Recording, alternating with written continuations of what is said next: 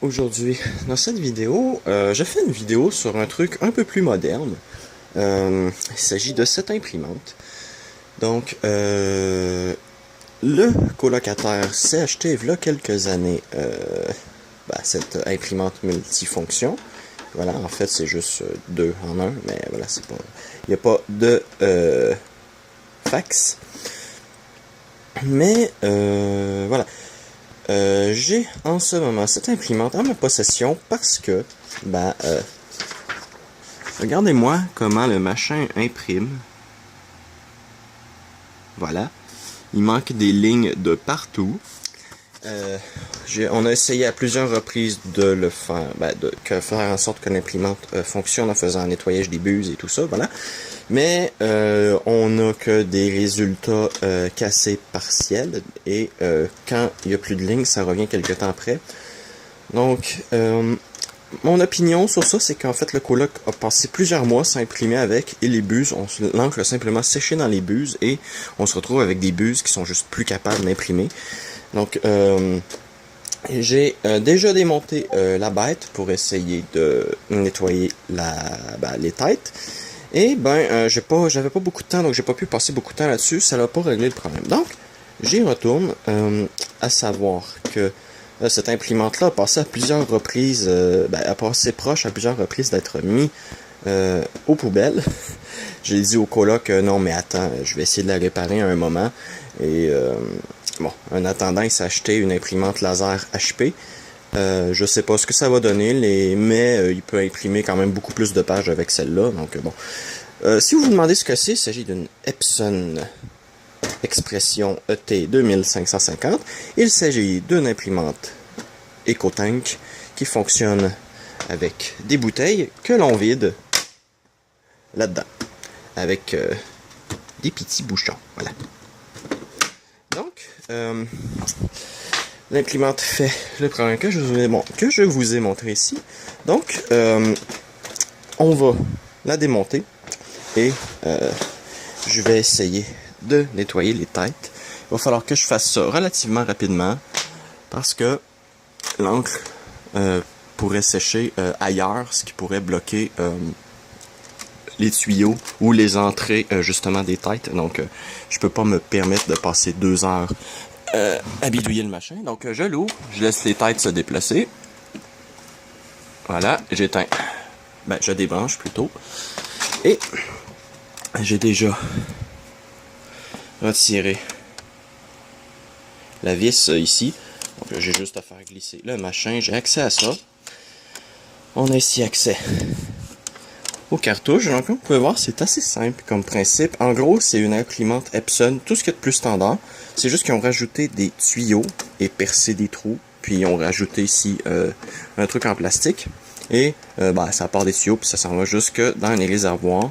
Donc, c'est grosso modo la même chose. Donc, hop.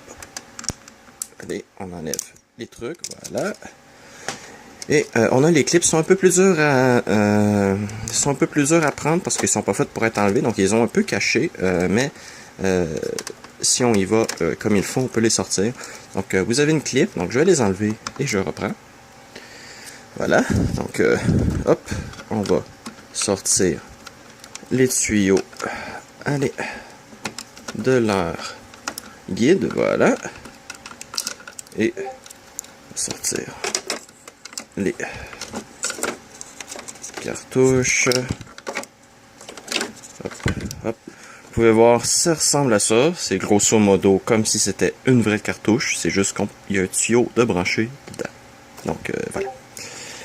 Donc, on va mettre ça de côté. De côté, voilà.